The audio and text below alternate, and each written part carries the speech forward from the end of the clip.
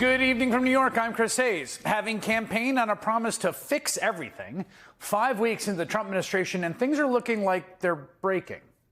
From eggs to housing prices, prices continue to rise. Jobless claims are up, and rather ironically today, Donald Trump hosted the Prime Minister of the UK, Keir Starmer, at the White House for the first time.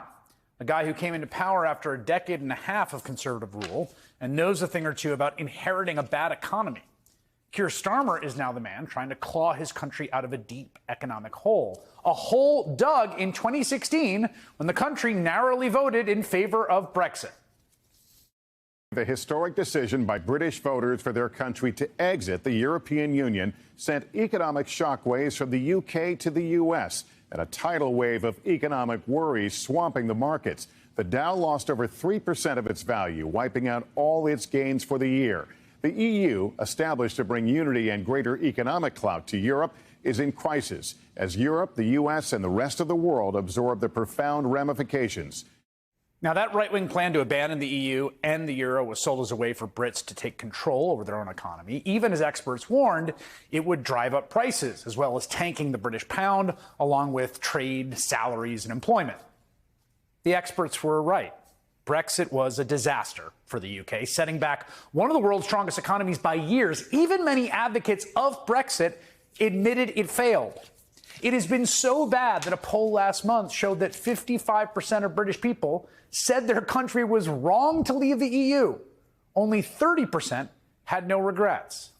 It was a completely self-inflicted shock to the entire country and its populace. They are still recovering from almost a decade later.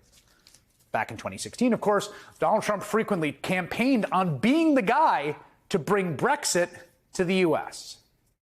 Well, they call me Mr. Brexit over there, so we'll see what happens. The UK wanted independence, and they got it. And you know what? I think they're going to be better off for it, and it's turning out. Now, it's a very short period of time, but it's turning out to be better so far. No, the opposite, in fact. Now, Mr. Brexit is at it again. There's a growing fear that Trump's election is basically our own version of that catastrophe for the UK in 2016. Trump is pursuing a similarly radical economic agenda, one that economists and other experts warn will lead the U.S. to ruin. Today, we got a lot of signs the American economy is somewhat suddenly trending in the wrong direction, and that Trump could soon make it much, much worse. Trump announcing his long-promised tariffs on Canada and Mexico will go into effect next Tuesday. We'll see if that happens, along with additional new tariffs on China, another 10%. Now, if that happens, and again, been sort of futzing around with this, but all of it will jack up the prices Americans pay for goods imported from those countries. Mexico, our biggest trading partner. Those tariffs, essentially new double-digit sales taxes that you will pay, will drive inflation higher. There will be tariffs in exchange to those other countries for our imports, force a lot of people to cut back their spending. That's worrying the country's top economists. Today, the chairman of the Kansas City Federal Reserve Bank, Jeffrey Schmid, warned the Fed might have to keep interest rates high to fight price inflation, even as economic growth slows and possibly stops. A dreaded scenario known as stagflation, something the U.S. hasn't had to worry about since the 1970s. Now, last year, economists were talking about how many times the Fed might cut interest rates. Now they may go higher.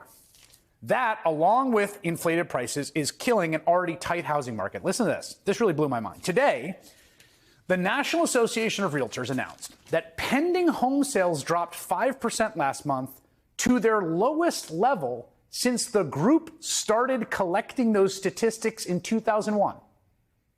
Think about that. Pending home sales today are lower than they were at any point in the Great Recession.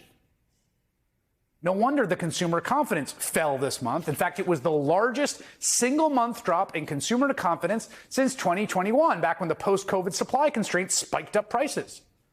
And it's not just consumers. Business leaders are already starting to sour on Trump as the economic uncertainty starts to pile up. You know what else is piling up? Oh, look at that. Jobless claims. Nearly 250,000 filed for unemployment last week. That's the highest total since last October, as Trump and Elon Musk's firings of government workers start to be felt throughout the economy. We could feel a whole lot more very soon. Again, all this stuff so far is just like around the edges. The U.S. economy is pretty robust. But get this. Yesterday, OMB director and Project 2025 architect Russell Vought sent a memo out to all federal agencies telling them to prepare to initiate large-scale reductions in the workforce, including identifying all employees in their purview who are performing functions that aren't mandated by law and aren't deemed essential during a lapse in appropriations. So that means that every employee who gets sent home during a government funding shutdown, right, when the government is shrunk to sort of its minimum essentials, is potentially on the chopping block. Now, to be clear, that's 800,000 people. 800,000 layoffs we're talking about, possibly. In addition to the hundreds of thousands of firings Musk and his so-called Department of Government Efficiency have already tried to pull off, some of which have been stayed by court, some of which haven't. We get new ones every day. Today we got the National Weather Service. Firings on this scale is just, on its face, a recipe for an enormous recession. It's all gotten so bad that even an economist at the conservative pro-Trump American Enterprise Institute is warning of an economic slowdown. There's more uncertainty that I think is widely appreciated, he told the New York Times today. All the uncertainty around trade policy, uncertainty around some of the things the Department of Government Efficiency is doing, I think will have a chilling effect on investment plans and expansion plans. This is precisely the moment that Great Britain faced with Brexit. It was a moment where a Democratic electorate got together and voted to do something that just made everyone's life worse in, unfortunately, totally foreseeable ways. The result was a lost decade for the UK. Like, basically everyone's lives got worse. The economy got worse. They lost wage growth. They lost prosperity. They lost stability and security. And there was no reason to do it. They just all got together and decided to do it to themselves.